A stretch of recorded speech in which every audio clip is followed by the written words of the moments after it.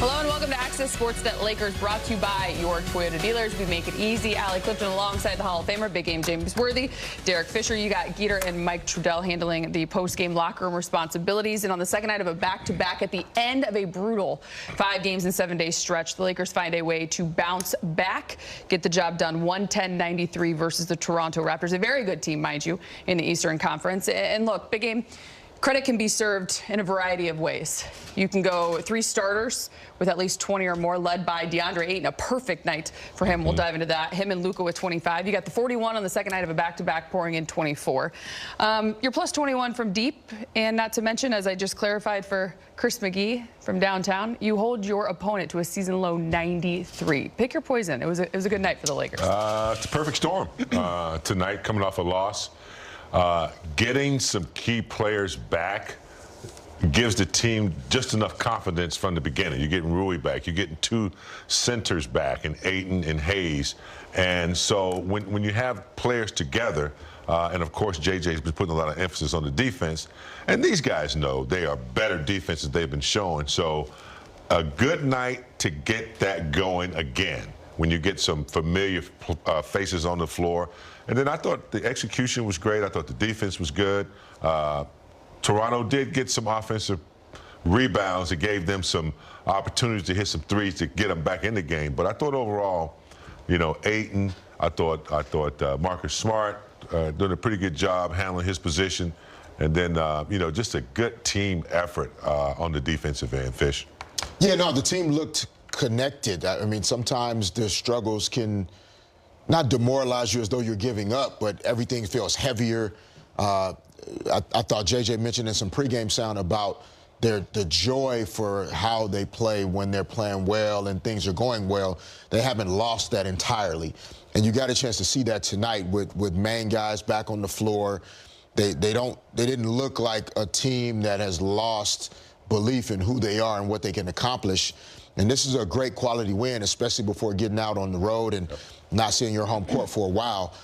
Always felt like these were like 2 wins just because of how difficult it is out on the road. You do not want to lose that last home game. It's also a great sign when you come off a post-game presser from your head coach less than 24 hours ago and hear the word joy tonight after hearing him talk about how challenging things have been lately, especially for the Lakers. And so to be able to flip that around is a great sign in terms of just the quickness to bounce back.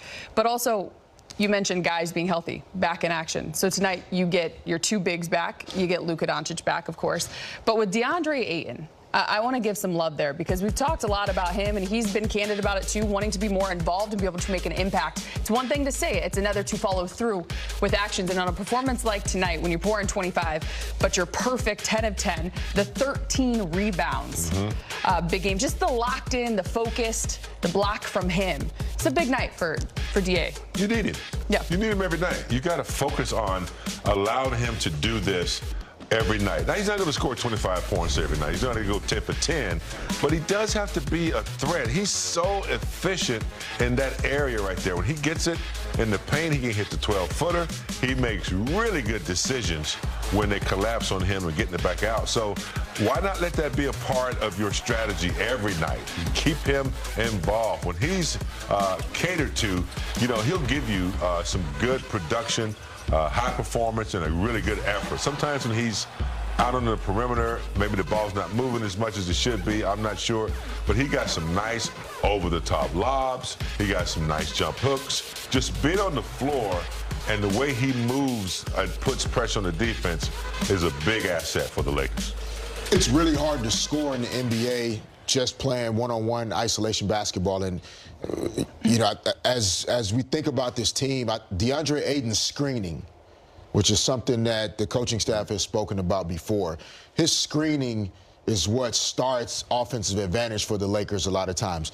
Luka's really good at one-on-one. That's not LeBron's best attribute at this point in his career. So you're really relying on pick and roll and screening actions to start creating advantages numerically. And so DeAndre being back in the lineup, it's not just to pick and roll with him getting lobs or the 2 points himself, but it starts the defense in rotation. And then it allows more guys to get involved. And Rui being able to get back on the floor and have 10, 11 field goals again tonight. Those are all good signs, but it starts with kind of DeAndre anchoring the offense with the screening, and then the 13 rebounds to finish defensive possessions off. You mentioned defense, and when I listened to what you were saying, I'll come back to you on this, Fish. It also, I feel like what you're saying is kind of screaming the role and understanding your role and playing that to a T night in and night out. And I want to transition this conversation just a bit because Jared Vanderbilt, Mike Trudell gave a huge hit there in the fourth quarter until he got that steal and had that nice little in and out move, hesitation, had the fans loving it in the open floor there. He hadn't taken a single shot, but he's got 9 rebounds. He's got 2 steals, a block, an assist, 2 blocks, plus 25. When you talk about coming together as a team, everyone has a role to play. Everyone has a part to play. And he's a guy that he doesn't necessarily need to score the basketball. You want him to hit the open shot when it's there, but that kind of impact, you can't put a price on it. No, you cannot. And you need guys on quality championship contending teams to be able to accept that as their role. With LeBron and Luka out and Austin Reeves out, it's easy to start to feel like maybe you should be more involved offensively. And so you could almost struggle at times when those guys are out, when more of a role player, low volume guy, because you're trying to figure out, well, where are your shot opportunities? On a night like tonight, with Luka back in the lineup, Rui back in the lineup, LeBron, now I'm not thinking about offense at all. I don't even have to make that a part of my focal energy. It's rebounding. And I'm sure the coaching staff on a back-to-back spent some time watching some clips, watching some film, kind of helping Vando recenter himself on, like, these are the things we need for you to impact in terms of winning. He was able to go out and do it tonight. Allie, when my mother played basketball back in the late 40s, they had 6 women on the court. 3 on offense and 3 on defense, and they never crossed the court. Vanderbilt's one of those guys is defense. That's like Fish just said it. He don't need to score. He don't care about, making buckets unless he has an opportunity like that.